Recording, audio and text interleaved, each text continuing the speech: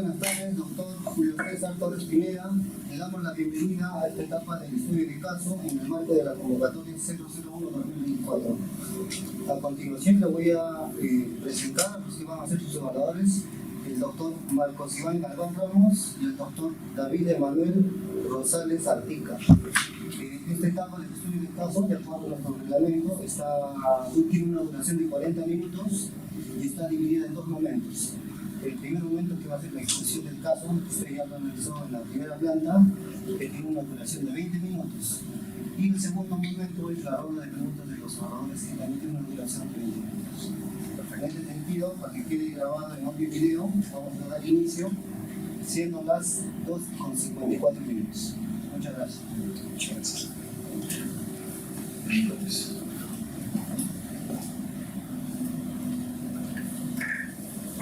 Muchas gracias. Ante todo, doctores, saludarlos. Mi nombre es Julio César Torres Pineda, postulante para la plaza de juzgado de investigación preparatoria en el Distrito Judicial de Lima. Luego de haber evaluado el caso que se me ha presentado para el debido análisis, he podido advertir, de acuerdo al parámetro de evaluación de estudio del caso, en cuanto a la problemática, lo siguiente. Es un caso del cual se advierte problemas de admisión e inadmisión de pruebas ofrecidas por los sujetos procesales en la etapa intermedia. He podido advertir como problemática que corresponde al juez de investigación preparatoria determinar si las pruebas ofrecidas resultan ser pertinentes, útiles y conducentes, más que la mera admisión al no encontrar alguna objeción o oposición por los sujetos procesales. Asimismo, determinar si en efecto se ha admitido o se ha ofrecido prueba sobreabundante. Y por último, he podido advertir en cuanto al aspecto problemático que no se cumple con el orden establecido en el inciso 3 del artículo 351 del Código Procesal Penal en cuanto a la admisión de las pruebas, dado que el Código Procesal Penal establece que en primer orden es el Ministerio Público, el actor civil, el acusado y finalmente el tercero civilmente responsable.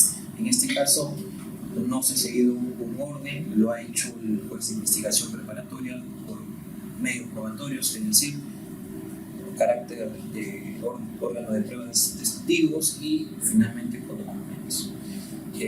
Esos son el primer punto de los aspectos problemáticos. En cuanto al segundo punto, cuál es el marco normativo, jurisprudencial y doctrinario que estima aplicable el caso, en principio establecer que la prueba es todo aquello que permite acreditar un hecho. Y este es un punto por el cual el doctor César San Martín, pues en su libro Código Procesal Penal, señala, ¿no?, de manera puntual y que sirve como base para señalar lo siguiente. En la etapa intermedia, en efecto, es la etapa en donde se ofrecen los medios probatorios, tanto por el Ministerio Público, por los sujetos procesales que concurran a la misma, y deben ser admitidas únicamente las que resultan ser útiles, pertinentes y conducentes. Esta valoración de admisión de pruebas corresponde al juez de investigación preparatoria para que sea analizada posteriormente en una etapa de juzgamiento, puesto que los jueces de juzgamiento, luego de su admisión, corresponde a su valoración individual y conjunta. Esto es en cuanto a la diferenciación de etapas procesales. Además que la valoración de prueba que se realiza no se hace en la etapa propiamente dicha, en la etapa intermedia, sino la valoración se hace en lo que corresponde al juzgamiento para poder determinar alguna responsabilidad penal. Ello además, como lo establece en cuanto al principio de valoración probatoria, el artículo 8 del título preliminar del Código Procesal Penal. Actualmente estamos siguiéndonos con el acuerdo plenario número 3 del año 2023 en cuanto a la admisión, ofrecimientos de medios probatorios en el control de acusación o ya sea en el control de sobreseimiento. Como mencioné, en el acuerdo plenario se establece lo que se debe entender como pertinencia, que es la vinculación lógica jurídica que debe tener el objeto de prueba y el medio de prueba que se ofrece. Asimismo, en cuanto a la utilidad, esto quiere decir la capacidad del medio probatorio que se está ofreciendo, y en cuanto a la conducencia, que esta debe estar dentro de lo establecido dentro de la legalidad procesal para ser ofrecida y admitida. Finalmente, en cuanto a lo analizado en este aspecto, el inciso 3 del artículo 351 respecto a la audiencia de control de acusación establece que se debatirá la procedencia o admisibilidad de cada una de las cuestiones planteadas y la pertinencia de la prueba ofrecida por los sujetos procesales, no como se ha hecho en este caso que se me ha puesto a mi consideración. En cuanto al punto 3, ¿cuál es el sustento, los fundamentos a partir de los cuales considera posible la resolución del caso propuesto? ¿No? Para ser breve en esta exposición, se trata del caso que se tiene como acusado a Mario Castro, quien es una persona que ha estado participando de manera constante en diversas reuniones en una cooperativa llamada Siempre Unidos. A partir de esa participación ha venido ganando confianza con los integrantes de esta cooperativa, llegando al punto de tener un liderazgo o ser considerado así por estos moradores que conforman esta asociación. Finalmente, Mario Castro decide postular a la alcaldía y de esa manera es que con el apoyo de estas personas a quienes ganó la confianza, logró tomar o llegar a ser alcalde del distrito de Arte, y a partir de la ocupación de este cargo público es que comienza a proponer o ofrecer ciertos trabajos a los integrantes de esta cooperativa que lo apoyaron en un primer momento. Es así que a Francisco Torres, quien tiene la condición o no tiene la expertise profesional para ocupar un cargo de administración o de administrativo, se le combinó a que suscribiera un contrato en dicho cargo a efectos de que pueda recibir una remuneración del monto de 5.000 nuevos soles, pero sin embargo, de acuerdo a lo establecido con este sujeto, se había establecido que recibiría únicamente el sueldo de 1.500 nuevos soles para que ejerza como chofer, pero en documentos como un cargo netamente administrativo, el cual no cumplía el perfil. Esa misma situación se repitió con 15 oradores más de esta cooperativa, quienes también fueron contratados bajo la misma modalidad y bajo el mismo acuerdo. Finalmente, estas personas han estado entregando el dinero al acusado Mario Castro, quien finalmente, por el lapso de 2 años, llegó a amasar una cierta suma de dinero que le permitió de alguna manera construir algunos hoteles, restaurantes y hospedajes al interior del país. Y estos hechos se denuncian a partir pues, de los hechos que fueron conocimiento por parte de Francisco Torres, quien ante una situación de emergencia de su señora esposa tuvo que tomarle el dinero completo de su sueldo y no entregarle lo acordado al acusado, y es que ante la molestia de este acusado, Francisco tuvo que poner en conocimiento, al ser despedido de la institución pública, tuvo que poner en conocimiento a las autoridades correspondientes formalizando la denuncia. De esa manera el Ministerio Público pudo recabar diversos medios probatorios que fueron ofrecidos en la etapa intermedia y que ya he mencionado que han advertido ciertos problemas en cuanto a la admisión de los medios probatorios por parte del Ministerio Público, pero también por parte de la defensa técnica. En cuanto a los puntos que se ha podido advertir, este es el tercer punto. En efecto, en el caso en concreto no existe o no ha advertido un problema de imputación necesaria, tampoco en cuanto a la calificación jurídica ejercida por el Ministerio Público. Lo que sí ha advertido, y es el error por parte del juzgado de investigación preparatoria en cuanto a la admisión probatoria, por las siguientes razones. El juez de investigación preparatoria, primero, debe conocer y estar informado de manera debida y oportuna del caso con anterioridad a la audiencia de control de acusación, más aún si se trata de un caso que tenía más de 500 o de 800 medios probatorios. Y eso también está establecido en el acuerdo plenario número 3 de 2023. El juez de investigación preparatoria se equivoca al admitir de manera inmediata la prueba documental no cuestionada, pues era indispensable que se someta a ello a un debate probatorio, pues cada medio probatorio de carácter documental o carácter personal tiene un propósito o un fin de acreditar una proposición fáctica, lo que no hizo el juez de investigación preparatoria. Asimismo, como ya mencioné, no se ha seguido el orden establecido en el inciso 3 del artículo 351 en cuanto al ofrecimiento de prueba, sino que lo ha hecho de acuerdo si son pruebas testimoniales o son pruebas documentales. Coincido con el juez de investigación preparatoria cuando no admite 300 testigos por sobreabundante, puesto que se le reconoce al juez de investigación preparatoria la facultad de limitar las pruebas que deben admitir y que deben pasar a juicio oral. Asimismo, en cuanto a la admisión de declaración de policía, coincido con el juez de investigación preparatoria, puesto que son testigos de referencia que han tomado conocimiento con los hechos que son materia de imputación y acusación al señor Mario. No debió admitirse 800 documentales, puesto que las pericias debieron ofrecerse a los peritos, tal como lo señala el artículo 383 del Código Procesal Penal, y que además establece que únicamente se leen las pericias o se admiten las pericias para el juicio oral cuando se desconozca el paradero del perito, por fallecimiento o porque son indicadas. Asimismo, en cuanto a las declaraciones anónimas, no deben ser admitidas, puesto que no son pertinentes para acreditar un hecho, que es en este caso el objeto de la acusación. Las pruebas psicológicas que se han practicado a los testigos y con el cual la defensa técnica ha pretendido acreditar sobre la veracidad del testimonio son pruebas impertinentes y debieron ser inadmitidas en ese sentido. Del mismo modo, no resultan ser objeto de prueba los medios probatorios ofrecidos por el acusado, puesto que no son sujetos o son hechos objetos de debate que deben ser sometidos así al juicio oral. Finalmente, señores miembros del jurado, en cuanto a la resolución del caso, considero de que, conforme ya lo he señalado, debieron someterse o debieron haberse actuado de manera exhaustiva un debate en cuanto a la admisión probatoria.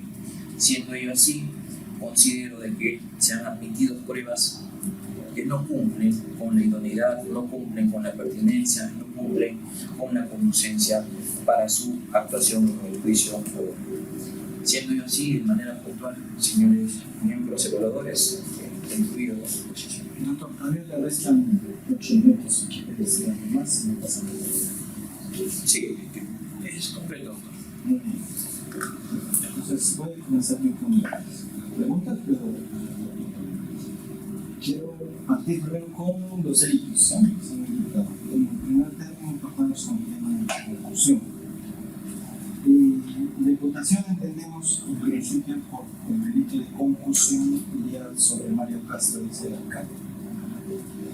Pero luego tenemos a los trabajadores, en todo caso a quienes luego solicitaron dinero de su preguntas por la responsabilidad penal de estos sujetos, si tienen o no tienen una responsabilidad penal de concusión. Bien, doctor, y lo quiero ver desde el punto, de acuerdo al caso, también lo observé al momento de analizarlo, si debían mencionar si tenían alguna responsabilidad o no, pero a partir de lo que es la investigación que hizo el Ministerio Público, el caso concreto no menciona si se hizo o no una investigación contra los trabajadores que fueron contratados, sino contra Mario. En tal sentido, en el requerimiento acusatorio, como yo señalé, de mi parte no hay ninguna observación en cuanto a la imputación que se ha realizado y en cuanto a la calificación jurídica, porque es contra dicha persona que se ha seguido. Por congruencia, en la acusación, si la investigación fue contra Mario, en la acusación tiene que ser contra Mario. No podría yo involucrar en la acusación a otras personas que no han tenido oportunidad de defenderse en la etapa de investigación. Ello por imputación necesaria y por ejercicio del derecho de defensa. Pero si la pregunta es, ¿deberían responder penalmente también? Yo considero que sí, deberían responder porque finalmente han incurrido o teniendo el conocimiento de que no cumplen con el perfil para asumir una función en la administración pública, no lo debieron haber hecho. Entonces, penalmente sí, pero a partir del caso, mencionando la acusación, trabajamos en la hipótesis que se hubiese hecho la imputación. ¿Cuál sería la imputación contra ellos? Como yo le preguntaba si tenía alguna responsabilidad en relación con la conclusión, de que usted advierte otras imputaciones que podrían mencionar. Sí, doctor. En ese sentido, pues, En cuanto al delito de concusión, en efecto sí habrían incurrido en la comisión de este delito, más que todo porque están defraudando pues, a la administración pública al recibir un sueldo, un perfil, ejercer una profesión que ellos no han estado. ¿Qué serían de la concusión? Ellos serían extraneos. ¿Qué condiciones para imputarles? Partícipes. Ya, pero hay formas de participación. Claro. Participación, complicidad, ¿dónde? Bueno, no son investigadores, doctor, la investigación pues tiene que tener pues, convencimiento sobre la persona para que cometa el delito, sino de alguna manera cómplices. ¿Primarios o primarios? En en la hipótesis en la que estamos trabajando fuera del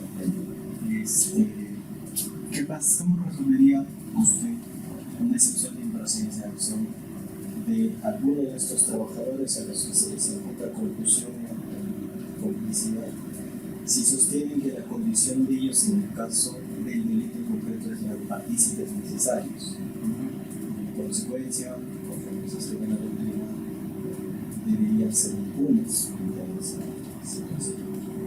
Esa es una excepción que debemos hacer. Claro.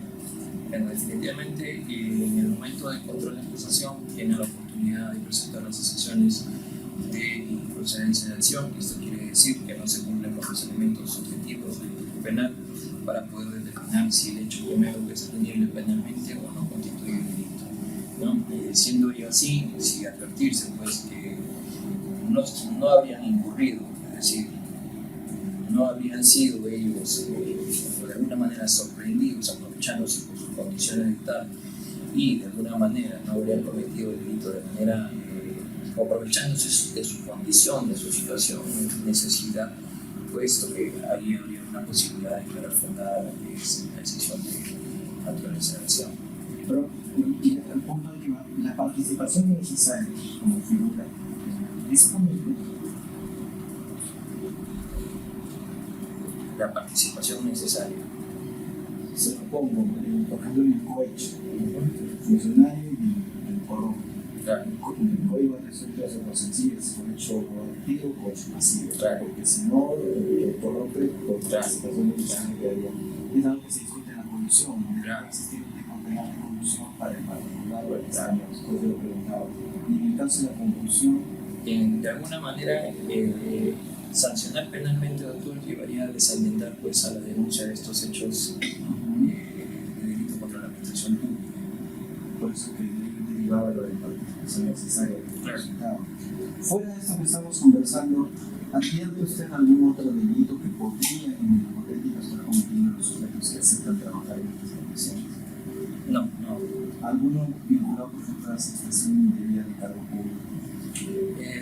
Sí, doctor, pero dependiendo más que todo por la naturaleza del ejercicio del cargo que se hace. No, porque aquí, por ejemplo, no acepta ser chofer, asistente de Pero administración. normalmente el chofer. Con funciones de diseño. Ahí no habría ese delito de aceptación del cargo indebido. Si no cumple con los requisitos como establece la norma, sí, doctor. En el caso en concreto, sí. Ahora, llegando al tema, por ejemplo, ya del lavado de activos propiamente dicho, y este señor Mario Castro recibe el dinero de los trabajadores, ¿no? Que venía con cursos mediogramos, y luego dice sí, se compra hospedaje, restaurar negocios. ¿Es punible como lavado de activos ese supuesto? Cuando Sí. un sujeto. Sí, claro. ¿Cuál es ese supuesto? El dinero, como dice el doctor Percy García, no se puede generar riquezas a partir de un delito. Y el delito está establecido que es el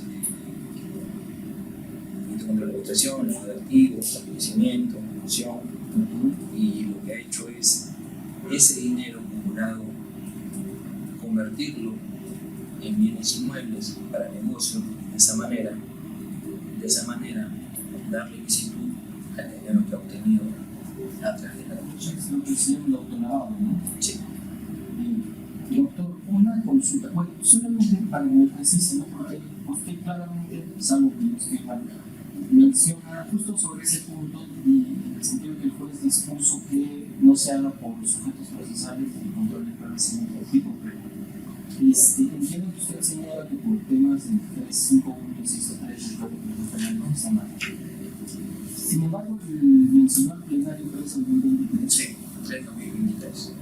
Pero el plenario sí permite este tipo de desarrollo de actividad. Sí, mi posición, doctor, es que cada medio probatorio que se admite o que se ofrece debe cumplir con acreditar una proposición fáctica y admitirlo sin establecerse cuáles son esta proposición que va a aprobar esta prueba.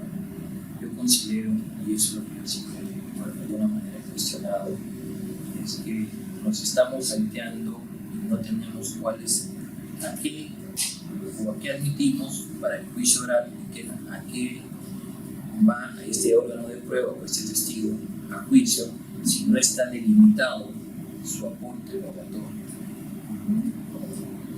Lo cual se pierde cuando la evaluación se hace por tipos de pruebas. Se pierde porque no se establece de manera concreta, como se señala en el autoenjuiciamiento también menciona, que el órgano de prueba se debe establecer qué puntos, qué aporte es la que se está teniendo con ese órgano de prueba que se ha tenido. Entonces el plenario hierra en ese sentido. Sí, la particular mención. Ahora, ya no hay todo se hace referencia a otro jurisprudencia de la Corte Suprema, la plenaria casatoria 1/2017, ante la sospecha suficiente. Para el acusado debe haber sospecha suficiente, eso lo dice el código de la ley. ¿Cuál es, usted como aspirante a juez de licenciatura penal, cuál es el estándar que maneja usted para sospecha suficiente, para determinar que hay sospecha suficiente? No teniendo en este caso incluso se presentaría por indicios. Sí. ¿Cuál es el estándar para evaluar desde su perspectiva sospecha suficiente? Bien, quiero precisar primero, doctor, en cuanto a la sospecha, ¿no? Ya la doctrina establecido, sospecha siempre para delitos preliminares, sospecha reveladora para la formalización, y sospecha suficiente para la acreditación y la sospecha fuerte para una prisión preventiva. En cuanto a la sospecha suficiente, doctor, los elementos probatorios que se ofrecen deben tener tal punto de calidad de fuerza que permitan a cada sujeto procesal sustentar su pretensión, ya sea la punitiva, que es la que ejerce el Ministerio Público, como la que tiene la defensa técnica, que es la de seguro, buscar una solución, o un archivamiento, un sobreseimiento de una etapa intermedia. Estos medios probatorios, en cuanto a sospecha suficiente, tienen que tener algún grado de intensidad y de calidad que permita, de alguna manera, para el juez de investigación, primero, la vinculación o la comisión de un hecho delictivo, pero además la vinculación de este hecho con el acusado. Pueden haber contraindicios, pero esos deben también ser admitidos si no hay alguna observación formal o sustancial, pero será ya materia de juzgamiento en donde se determinará ya con la debida valoración, ¿no? Por parte del juez de juzgamiento, si pues esos indicios o contraindicios son suficientes para enervar pues, la presunción de inocencia con el cual ingresa el acusado a juicio oral. En conclusión, doctor, la sospecha suficiente llega a un grado que permite establecer esa vinculación, al menos indicial, al menos que lo vincule, al menos que sean necesarios o suficientes como para que el juez de juzgamiento determine la existencia de responsabilidad penal o no de la persona. Muchas gracias, doctor. Doctor, a ver, pongámonos en el caso hipotético. La idea de la evaluación justamente consiste en ver cómo podemos resolver procesales sustancialmente y algunos aspectos que se ramifican de lo caso. Solo para aclarar, la persona Francisco Torres va a ser también partícipe del delito de concusión, ¿me entendí? ¿Va a ser considerado cómplice o podría ser considerado? Podría ser considerado, doctor. podría ser podría ser considerado, pero como yo terminé concluyendo con el doctor, fue que eso también pues desalienta a que se denuncien estos hechos. Claro, más allá de la desmotivación, me refiero que bajo el Sí. circunstancial sería concusión. ¿Se le imputaría también el delito de concusión? Como partícipe, doctor. Sí. Ok, se le imputaría el delito de concusión como tal. Actualmente el Código Penal ha optado por la unidad de título de imputación, la ruptura de la unidad de título de imputación, eso se maneja a nivel doctrinal. En cuanto al... Ya, ¿me puede repetir la pregunta, doctor? Claro, se supone que cuando hay un partícipe de determinado delito, este va a responder por las condiciones especiales que tiene el sujeto activo o no. ¿Cuál es la postura que se ha asumido doctrinalmente o a nivel del Código Penal? Sí, doctor. No existe no se podría aplicar lo que es la ruptura de la participación en ese caso. Por eso que los extraneos en ciertos delitos responden penalmente también por la conducta, por ejemplo, con el delito de colusión. Porque en este caso Francisco mencionaba que era un extranjero. Sí. ¿Okay? No tiene la condición, digamos, de de funcionario público, en lo referido a la conclusión. Exacto. Y como tal, pero igual respondería por el delito de conclusión, aún sin tener la condición especial. Sí, claro. Ok, ¿eso es por doctrina o eso es porque así lo regula el Código Penal? No, eso es por doctrina y jurisprudencia, doctor. Ah, ya. ¿El Código Penal hace una referencia a esto? ¿Recuerda usted si hay una referencia en el Código Penal sobre la unidad de imputación o ruptura? No lo menciono. Ya, porque hay un decreto que modifica el artículo 25 del último párrafo en el que justamente hace referencia que el cómplice siempre responde en referencia al hecho punible cometido por el autor.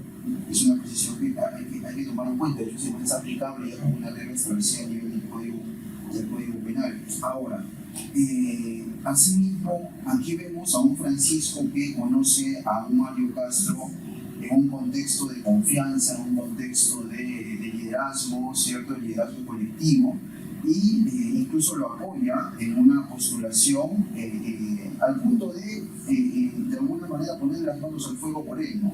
Y a partir de ese contexto es que parece confiarse, ¿no?, en firmar este contrato como una suerte de asistente de administración cuando en realidad podría cumplir el hecho falso.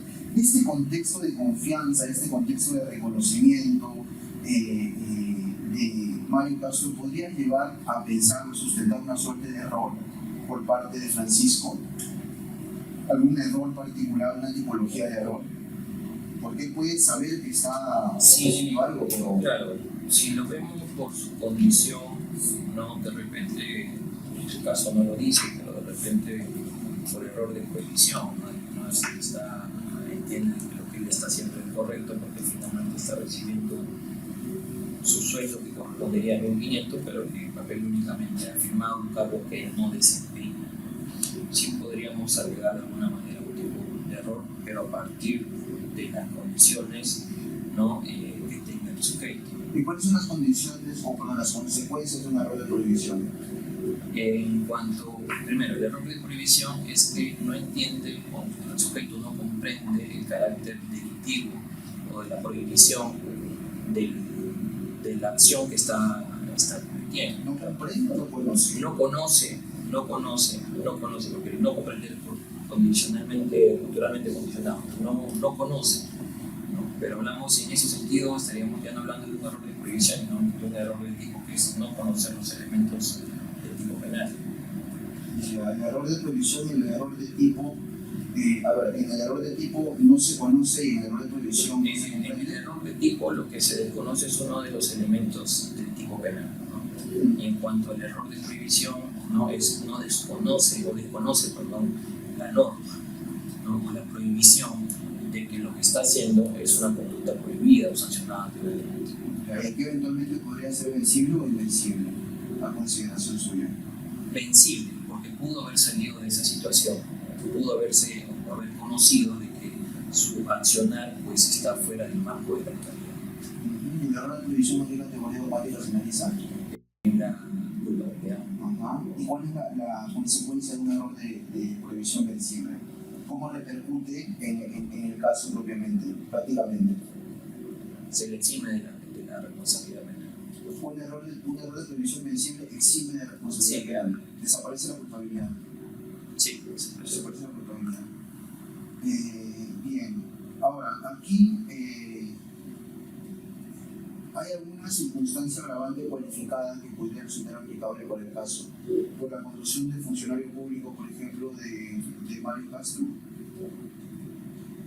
El ser funcionario público podría llevar a aplicar alguna agravante cualificada en la parte general. No, porque ya el delito de concusión dirigido contra la administración pública ya establece la pena para estos delitos de funcionario público, no se podría aplicar. Así es, ok, los agravantes cualificados no podrían aplicarse en tanto hay un elemento normativo que forma parte de él. Ahora, por otro lado, también había reconocido en el diálogo con el doctor Rosales que podía existir un delito de aceptación de nombramiento ilegal. Del cargo, sí. ¿Sí? Sí. Ok, y el hecho de la aceptación de este nombramiento ilegal genera algún concurso con la posible participación en el delito de conclusión. ¿Hay algún concurso que podría aplicarse a nivel delictivo? Son conductas independientes, ¿verdad? O sea, estamos hablando de un concurso, no es que se trate de un concurso ideal, un concurso con dos tipos penales distintos. Ya, no habría un concurso como tal que hay que aplicar, digamos, que en ambos casos. No. Ok. Ahora, a ver, en el caso de nombramiento ilegal hay una particularidad, y es que hasta antes de enero del 2023 este delito no tenía pena privativa de la libertad, ¿cierto? Ya después de, porque se emite un decreto para aquel momento, ya tiene una pena privativa, cuando antes solamente tenía 10 multas. Según el caso, habría iniciado, bueno, presuntamente ya el régimen de Mario Castro en enero del 2022, con lo cual justamente estamos en un escenario para poder analizar la aplicación temporal de la ley penal. Se menciona que habría iniciado pues en enero, febrero de 2022, esta dinámica de cobrar un sueldo y de entregarle determinado monto a Mario Castro, ¿cierto?, por parte de Francisco Torres. ¿Cómo se valoraría o qué figura podría tomarse aquí en el hecho de estar permanentemente brindándole un monto diario, ¿no?, de manera mensual a esta persona? ¿Son delitos autónomos que tendrían que denunciarse autónomamente o hay alguna figura particular que se aplicaría? Un delito continuado. Es un delito continuado. Si es permanente y constante, es un delito continuado. Bueno, eso es la resolución criminal. Exige que entreguen el dinero de manera mensual y eso pues está en el transcurso del tiempo, ¿no? ¿Y cuál es la salida penal de los delitos continuados? De alguna manera que se consuma o culmina el último acto, entonces la última fecha en el momento en que La consumación será el final. final. En este caso particular, tomando en cuenta que inició labores y por lo mismo la dinámica de entrega mensual en enero de 2022 y para eso no existía pena privativa de libertad en el caso de nombramiento ilegal, ¿cómo resolvería el caso si luego hubo una modificación al caso de nombramiento ilegal hacia un año después prácticamente? ¿Se le podría aplicar estaba vigente la norma en ese momento? La modificatoria estaba vigente. Claro, estaba vigente la anterior, no había pena privativa de la libertad todavía. Entonces allí habría de alguna manera un conflicto. Con la antigua, la que señalaba pena de multa y ahora la modificatoria. Allí lo que correspondería, doctor, es aplicar la norma que estaba vigente en el momento de la consumación del delito. Ahora, en la condición de juez de investigación preparatoria, eventualmente emitiendo una sentencia condenatoria y ya ejecutándose la pena, usted también vería casos de beneficios penitenciarios, ¿cierto? Claro, corresponde al juez de investigación preparatoria. Y vayamos hacia eso. ¿El delito de conclusión tiene beneficios penitenciarios? Los delitos contra la administración, no. Todos los delitos contra la administración pública no cuentan o no tienen prohibido la posibilidad de acceder a beneficios penitenciarios.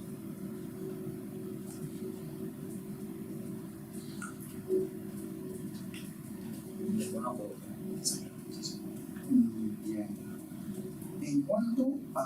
este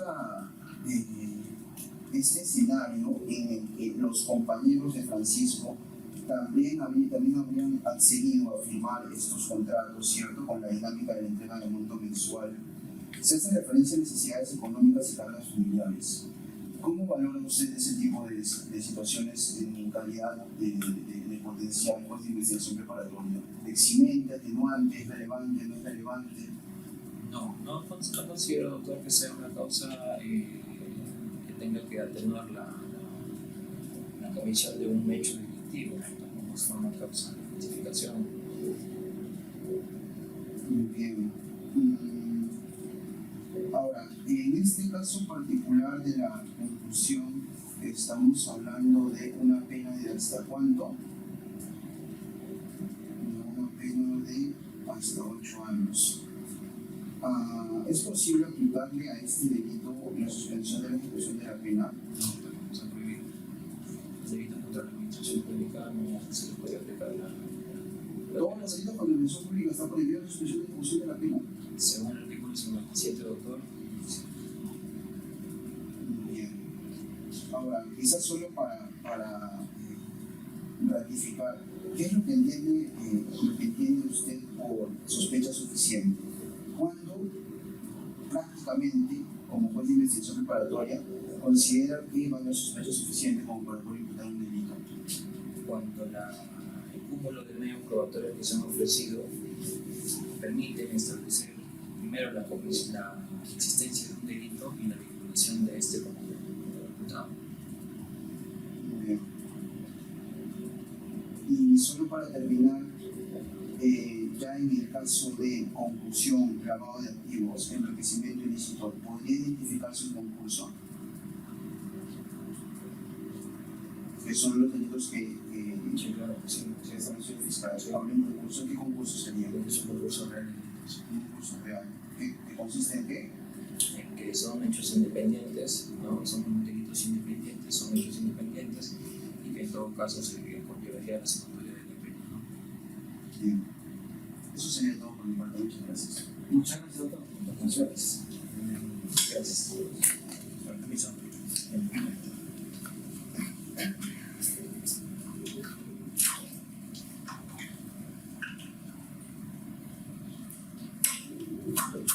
Ya paso primero.